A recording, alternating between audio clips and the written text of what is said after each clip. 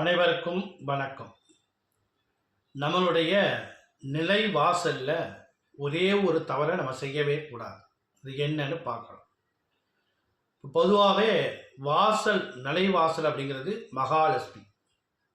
அதுக்காண்டி தான் நம்ம வீட்டில் ஏதாவது ஒரு பூஜை பண்ணுறோம், ஏதாவது சுபகாரியம் பண்ணுறோம் அப்படின்னா அந்த வாசக்கால மா இலை தோரணம் கட்டுறது, வாசலில் மஞ்சள் நிறையா பூசுறது, குங்குமம் வைக்கிறது, அந்த நிலைவாசலுக்கு ஏற்ற மாதிரி கோலம் போடுறது, இது எல்லாமே ஏன் செய்கிறோம் அப்படின்னா தெய்வங்கள் உள்ள வர்றதுக்கு. ரெண்டாவது, அந்த நிலை வாசல்ங்கிறது நமக்கு மகாலட்சுமி.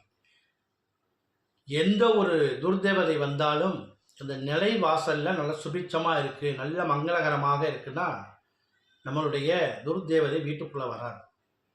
அதே போல் அந்த நிலைவாசல் ரொம்ப மங்களகரமாக இருந்தால் நம்மளுடைய குலதெய்வம், இஷ்ட தெய்வம், மகாலட்சுமி எல்லாம் வீட்டுக்குள்ளே வரும். அதனால தான் அந்த நிலைவாசலில் நல்ல மங்களகரமாக இருக்கும். ஆனால் நிறைய பேர் என்ன பண்ணுறோம் அப்படின்னு கேட்டிங்கன்னா, தினசரியும் சரி அமாவாசை நாட்கள்லும் சரி அந்த எலும்பிச்சம்பழத்தை ரெண்டாக கட் பண்ணி குங்குமம் தடவி வைக்கிறாங்க. இது வைக்கலாமா அப்படின்னா கண்டிப்பாக வைக்கக்கூடாது.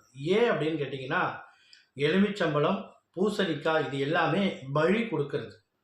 அதாவது நம்ம முதல்ல ஒரு சுபகாரியம் செய்கிறோம் அப்படின்னா, மன பூஜை பண்ணுறோன்னா எலுமிச்சம்பழம் கட் பண்ணி போடுறோம், நம்மளை சுற்றி போகிறதுக்கு பயன்படுத்துகிறோம். இதெல்லாம் பலிகிறது. ஆனால் இதை கட் பண்ணி வீட்டு வாசலில் வைக்கலாமா அப்படின்னா கண்டிப்பாக வைக்கக்கூடாது.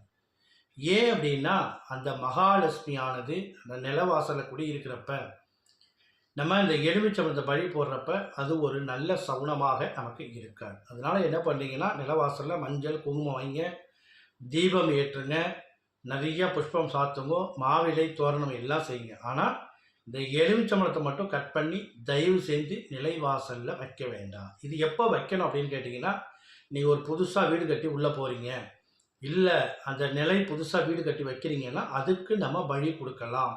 துர்தேவதை எதுவும் இருந்தால் நம்ம வீட்டை விட்டு வெளியேற்று. ஆனால் தினசரியே வாரம் வெள்ளிக்கிழமையோ நம்ம இது மாதிரி பண்ணுறதுனால நமக்கு நல்ல ஒரு சுப பலனாக இருக்காது. அதனால் இதை தவிர்க்கிறது நல்லா இருக்கும்.